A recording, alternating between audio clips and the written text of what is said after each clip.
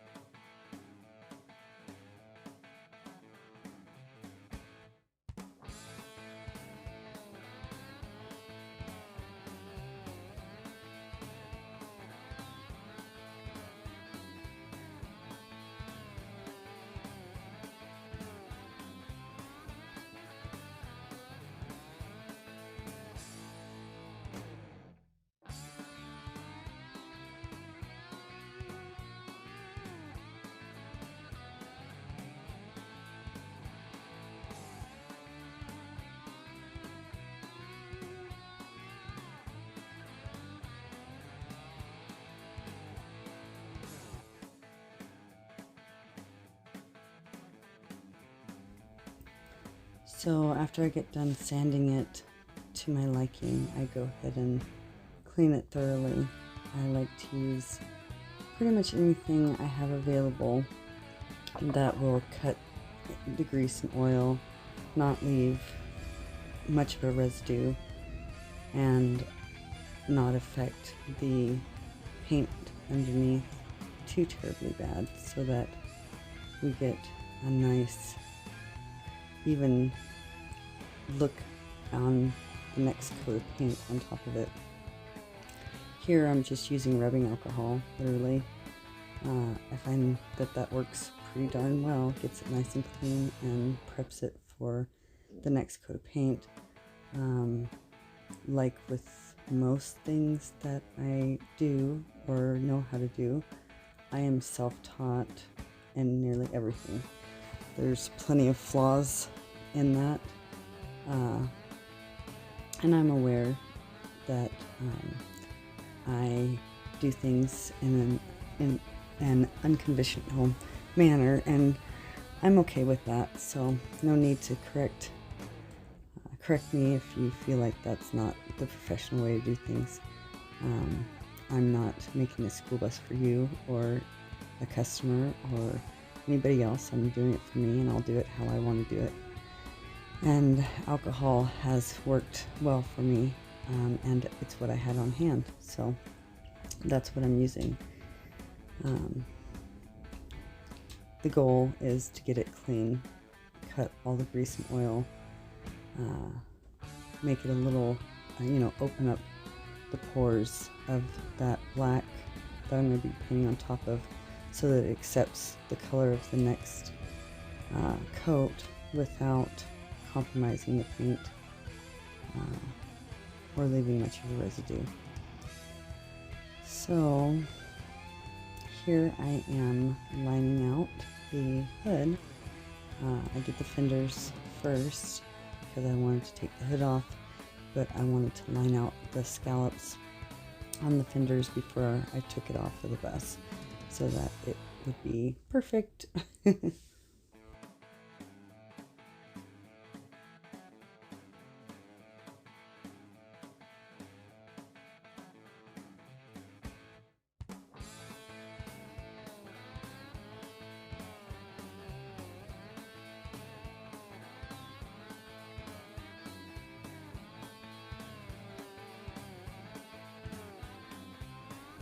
So here I am using some drop cloth to cover the ground to try to prevent as much, particulates from becoming airborne and getting in my paint.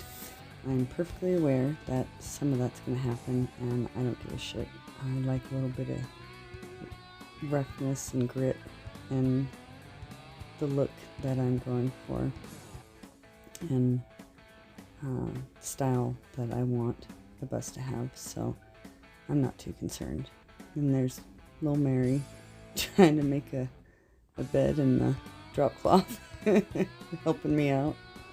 I also use a fitted sheet to cover the parts that I don't want overspray on.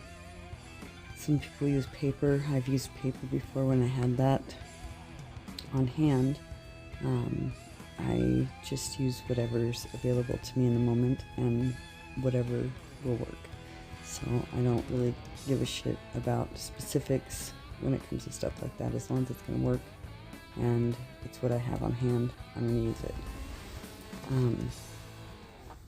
I ended up using a fitted sheet for the curve on the hood, and that worked out really well. It hugged that curve nicely, and I didn't end up getting any overspray on that area, which was really nice, because that's kind of one of my I don't know if pet peeves or shit that pisses me off is when I've got a good paint job and I fuck something up and get a little bit of overspray on it, and then I gotta wet sand it or something. And when I'm done painting, I just want to be done. I love painting and I love art and I love creating, and at the same time it can be utterly exhausting, and when it's time to be done, I want to be done.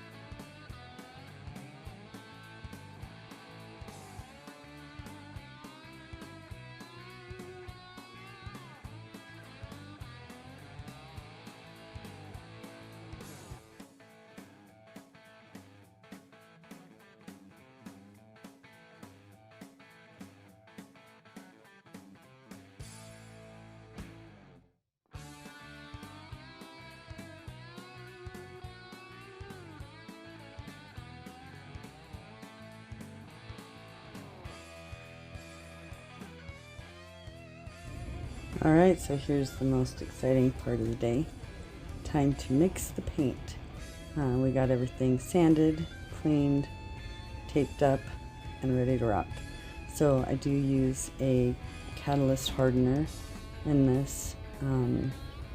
I did 8 parts paint, 0.5 parts hardener, and 1 part acetone, and that worked really well for me. It did set up quite quickly due to me working outside in windy conditions. That's kind of what I was after. That way it would harden fast, and the particulates that blew that way wouldn't become one with the paint and become too much of an issue.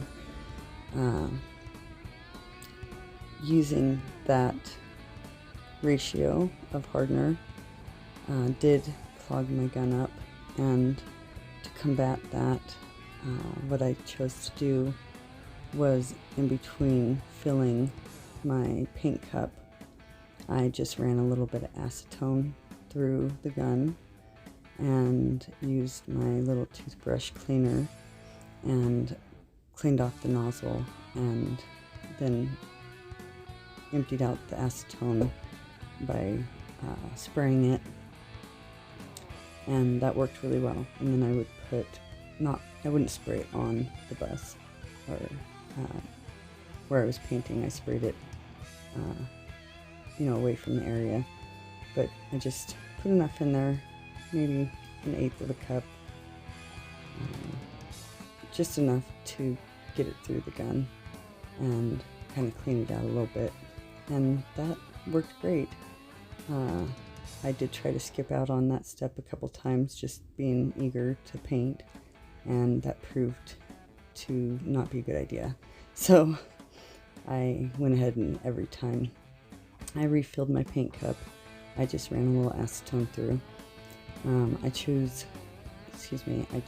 to use acetone as my paint thinner on this project because I am using a lot of Rust-Oleum Professional, and it calls for acetone as the only thinner.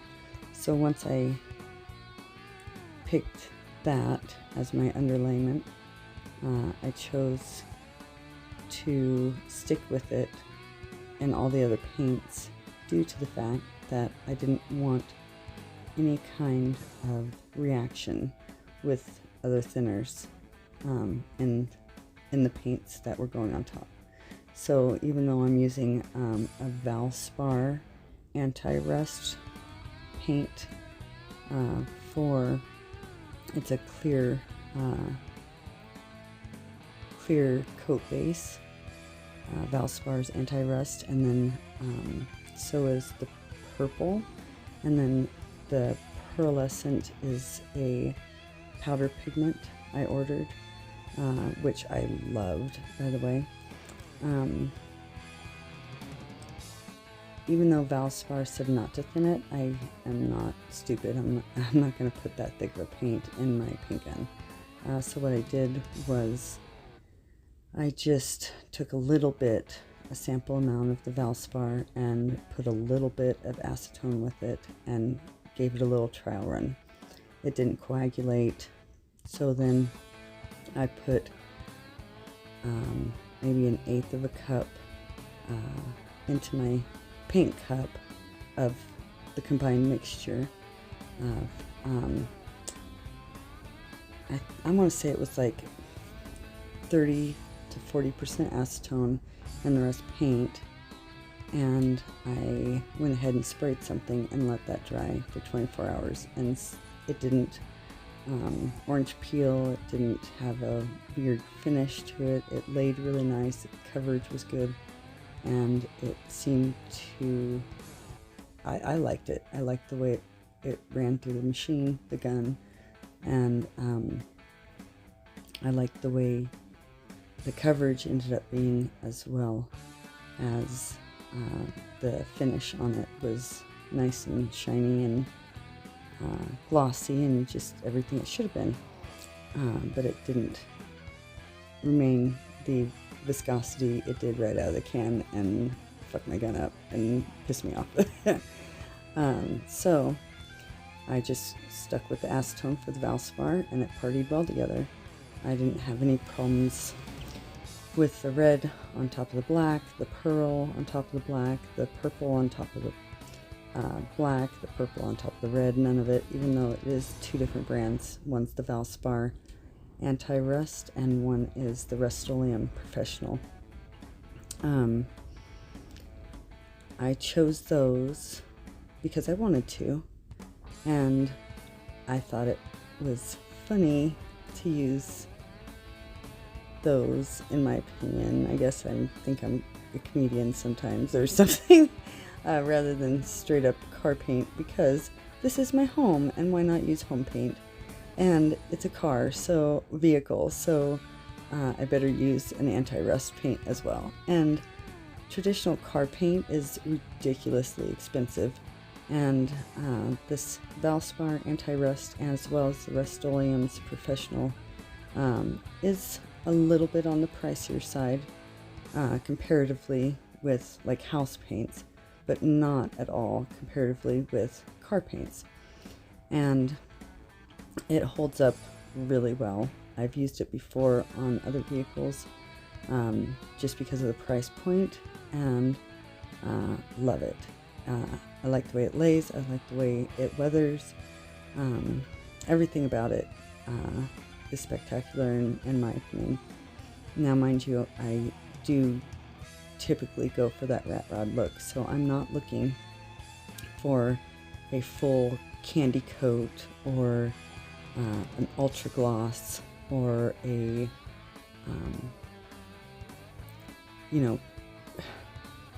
showroom quality finish. I'm looking for something that is going to fit the look I'm looking for. Duh. And that does a good job. I would say that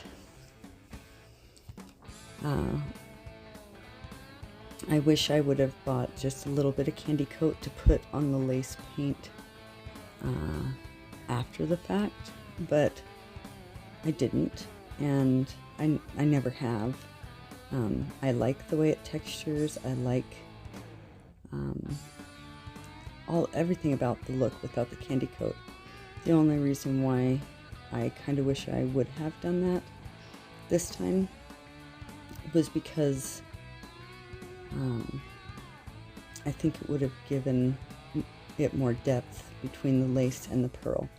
But the pearl ended up turning out great. It does everything it's supposed to do in the sun, and the red looks amazing when it's finished.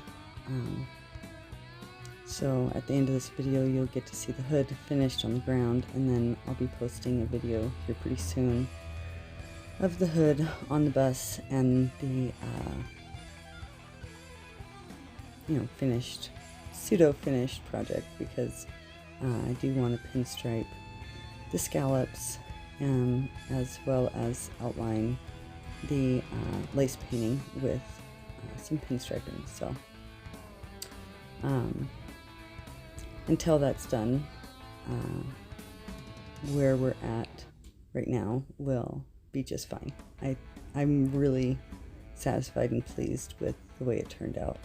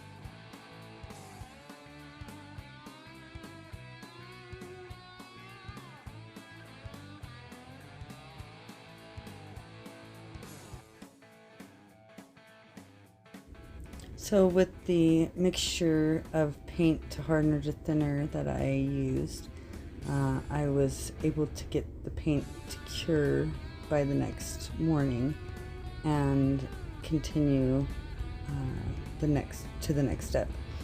In the past, when I haven't gotten the mixture how I wanted it and it didn't harden nearly as fast, I've had to wait upwards of 48 hours for a good cure before I laid the lace down so that the lace wouldn't stick to the paint underneath. So it was pretty cool that I was able to get right at it the next morning. So here I am wet sanding with 1000 grit wet sandpaper just to knock off high spots as far as like granulars that got on there, and I don't know, just make it nice and smooth before I put the pearl on there, or before I put the lace on there, excuse me.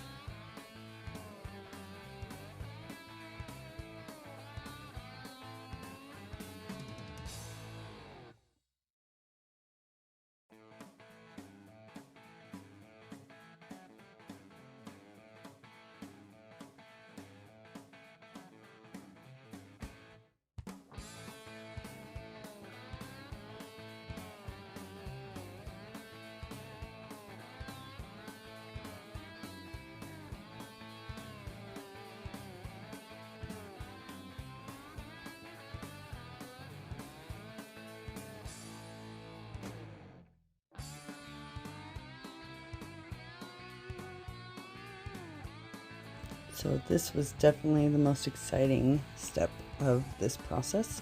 It was time to finally lay the lace down. So I laid the lace down in a rough way, like kind of rough estimate of where I wanted everything. And then I went back and cut it along the edges closer to where the tape line is, so that way, and then I went from side to side. So I did the very back first, or the spot that's closest to the inside of the bus first, and then I went from left to right, taping it down, and gently pulling it taut, and taping as I cut, and that worked out really well. It hugged the edges really well. I had a nice crisp edge all the way around. For the grill, I was hoping to get like a faded or a smoky, I don't know, I can't think of the word I'm looking for, look inside of the grill, so that it would be kind of out of focus as you looked inside of the grill, and then the pattern would be focused more towards the front of the grill. So I'm making sure to point my gun straight on to the lace at a 90-degree angle. It is good and snug, but not too tight that it's warping the pattern. It's pretty much completely perfectly flat on, as much as possible, on the hood. I spent a lot of time on that part because that's a very important, well, in this kind of painting it's all very important, but if you want your pattern to turn out,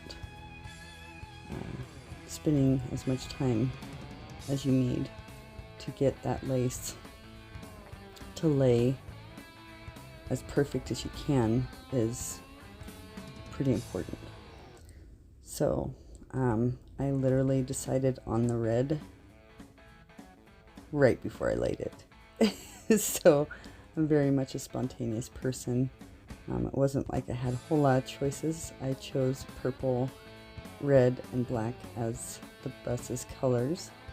It's more of a mauve color that I was going for the purple. The main color is black, and then the secondary color is red, and then the accent is purple. So I'll probably more than likely go back sooner than later with purple one shot, and mix that with some hardener as well, and pinstripe the outline of all of this in purple, in that mauve color.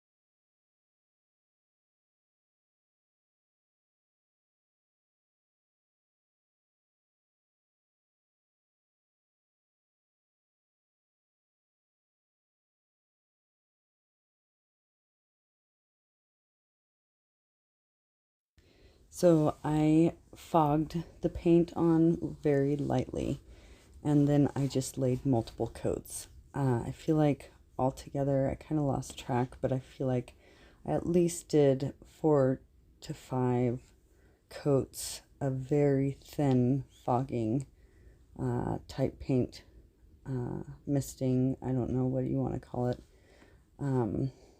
over the lace, so as to not saturate the lace with paint. And I kept my hardener and thinner mixture ratio the same as what I did the Valspar. So this red is Rust-Oleum's Professional, and it's 7% paint, 0.5% hardener, and 1% acetone. And it worked great. By the time I was done fogging one coat, when I came back around to where I had started, it was dry for the most part and ready for a second coat. So I was able to just hammer that out pretty quickly. I was super stoked at this point. I felt like things were going really well, and I was just giddy like a little schoolgirl to get that lace off of there and see what the final product was going to be.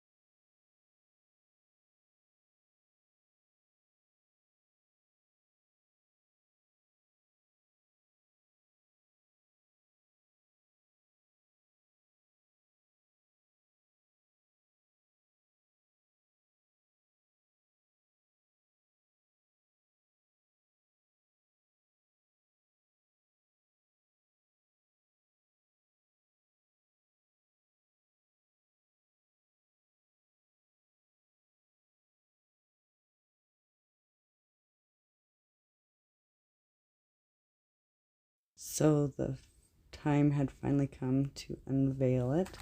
It's advisable to get help, even though I'm not the type of person that wants to ask anybody for help.